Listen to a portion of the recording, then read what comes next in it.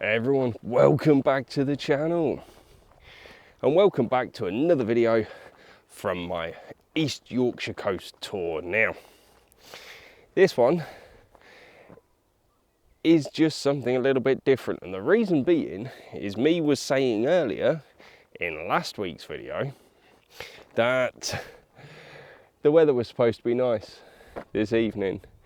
Look above me, the weather is not nice. It is rather grim, so I have been delayed in actually coming out. And then when I went out, I went to the location I was going to go, and there was no birds. So instead, it was a location I could walk to, and I was walking back, and there was so many small birds around. So I thought, do you know what? Now that the rain has stopped, I'm actually just going to bimble around with the camera and hopefully manage to get one shot that I'm happy with. Now, I was walking back to the accommodation, and it's only since I was walking back that I kind of just went, do you know what? Rather than doing nothing, I'm going to try and make the opportunity count. I'm walking through, it's on a path, but you can see I've got scrubbiness next to me, and I've got meadowy fields behind me now, and a lot of bird chatter. So I'm gonna try and make something of it. So stick with us. Let's see if I can actually see any birds.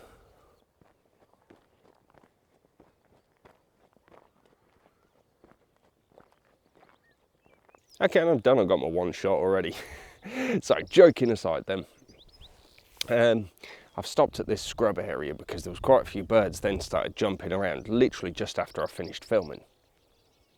And so I stopped here and I got a picture of a linnet and a goldfinch, which weren't that great. They were landing low down on the shrubs, so the backgrounds are messy and not ideal. I want a nice clean background.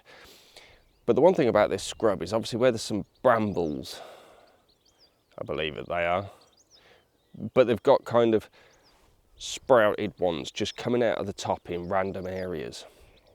So ideally, I'd like a bird to land on one of those. Get the vlogging camera out to start actually start filming for you guys. As a goldfinch from the telegraph wire flies down, literally lands on one of those bits. It's got a beautiful clean background. The light is nice. I just hope it's actually got some catch lights in the eyes. Been a small bird, quite, I don't want to use the term erratic in their movements, but it's probably the best way I can describe it. Obviously, it was moving its head all over the place. So I was trying to wait until it was facing in one direction or the other and hoping that the catch lights will be in the eyes. But we shall see. I need it to be bigger. Now that light's come out really strong, but it's beautiful because the sunset is between an hour and a half and an hour and 45 away. That light is nice and low in the sky. Again, this is my favourite time of day for wildlife photography.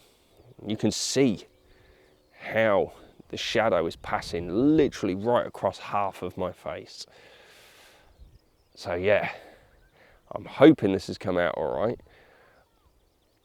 I'm kind of getting a bit of FOMO. I don't want to leave this area, but it has just quietened off a little bit, and all the goldfinches and stuff that were sat up on the telegraph wire have all gone. So they're not going to be flying down onto these bushes, so I think I'm going to move on. So I'll put up these three pictures then, first of the goldfinch and the linnet, and then that final shot, which is the one I'm currently happiest with.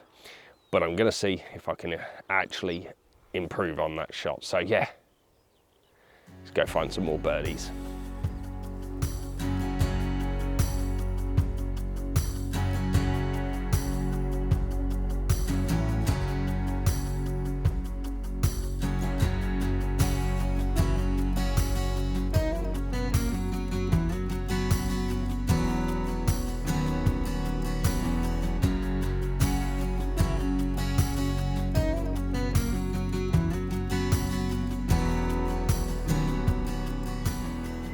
Okay, so I've made my way over to another scrub area and I'm keeping my voice really low because there is a whitethroat, I believe it's a whitethroat anyway, just hopping around, and he keeps popping up and disappearing, popping up and disappearing. Now I have managed to get some shots of him. They're okay. But I know that if he keeps doing this, if he just lands in an area that's a bit clearer, I can get a corking shot, which is exactly what I want.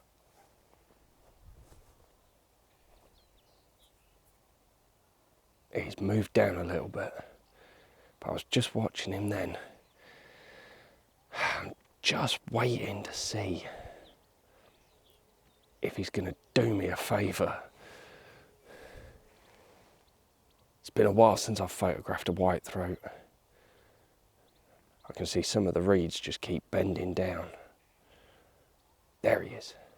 Still too low for me, so I'm going to see if I can actually get anything better. I'll put up the first shot and hopefully there'll be a better second.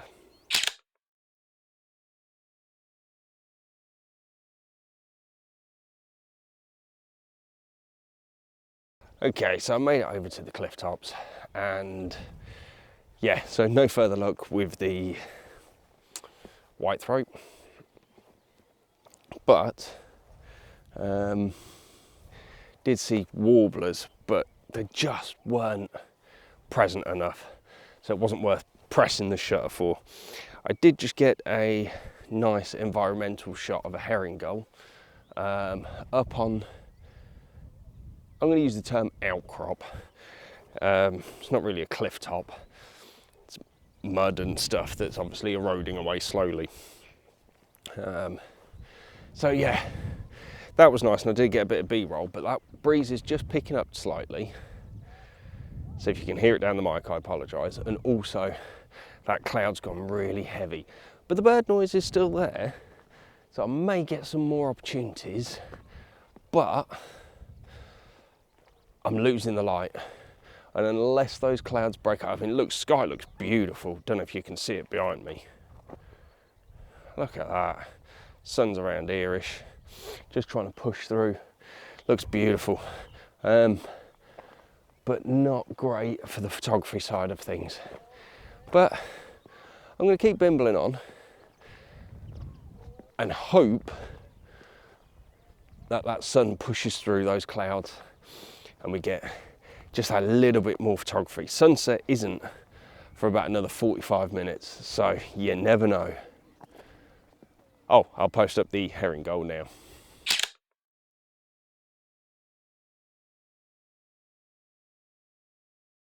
So all is not lost just yet. I thought I'd lost the light totally because I was trying to take a picture of a bunny at 1/250th of a second and the ISO was still ramping right up. I thought I'll just keep pondering for a little bit. I'm literally, the accommodation place is just behind me. And I saw a linnet in a tree. Not great shot. Clear background, but it's got quite a few random spindly bits coming up. 1/500th of a second, f6.3, and I think the ISO was about 1000. So actually not that bad. He literally just sat there posing for me while I was taking pictures as well, which is awesome. Now, one thing I like about the Flamborough area of the Yorkshire coast is that so much of it is kind of just left to nature, like this bit here. Now, it's not really a usable part because behind it is, don't want to call it a ravine, but basically the land sort of drops away leading down to a small bay area. No steps or anything down the back bit, it's literally just left wild, which has been brilliant because I've seen so many small birds just diving in there. That'll be things like the linnets, goldfinches.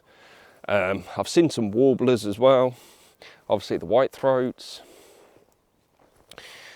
So really, really key for the small bird population around the coast. Also as well, to be fair, I'm just going to spin round. This whole area, it's almost just left to meadow with random scrubby bits of trees in the background. It's awesome. Now this isn't a designated nature reserve area. There is a pathway around it. I'm not sure if it's actually part of the holiday park that I'm staying in. But you know what? Even if it is or isn't, it's just great that it's just kind of left so that nature can thrive. Obviously, I talk about Bempton Cliffs a lot, and the cliffs around here are very, very good for wildlife, for the seabirds.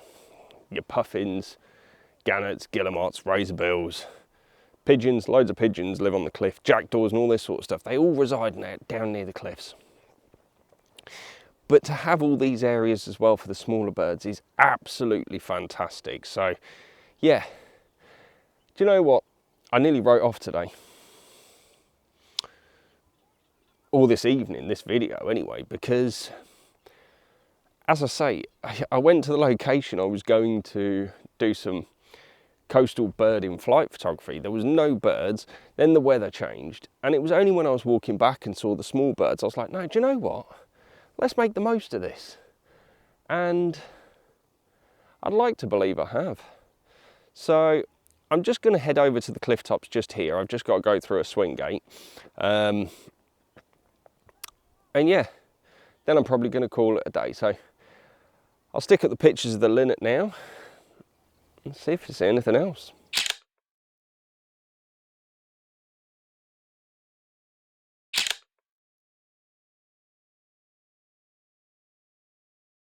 Okay, so I'm just bimbling back now. I actually just had a really awesome session with those herring gulls. I think I succeeded in getting my one good shot, and it may transpire it's of a chip thief. No, I like herring gulls, very, very beautiful birds. They have a bad rep, but they are in serious number decline. So yeah, it's always nice to actually capture them anyway. That sky is really kicking off now, and I'm a little bit envious I don't have my landscape gear with me because the sky looks phenomenal. But yeah, never mind. I'll stick up these pictures of the herring gulls now, and yeah, happy days.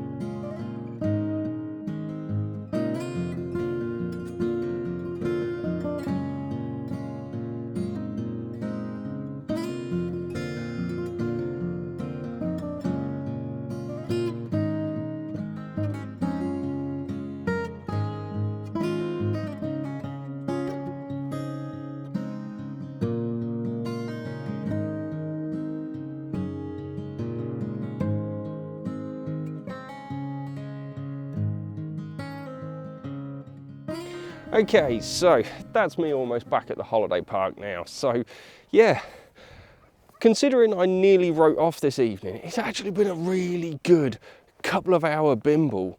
First of all, with the small birds, and then finishing up with those herring gulls.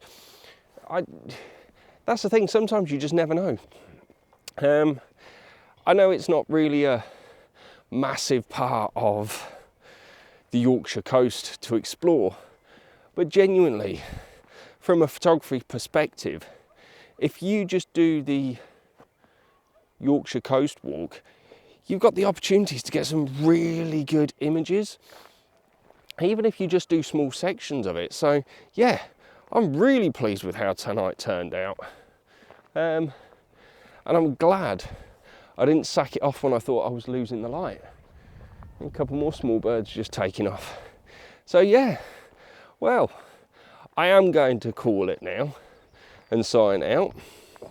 So obviously, if you've liked this video, then do give us the old thumbs up. And if you don't already, drop subscribe from down the bottom, hit that notification bell to stay up to date with our weekly videos, the remaining videos as well from my East Yorkshire Coast tour, and also, why not go back and check out the ones I've previously posted. So all that's left for me to say then is this is Mike out. Take care and be safe, everyone. Peace.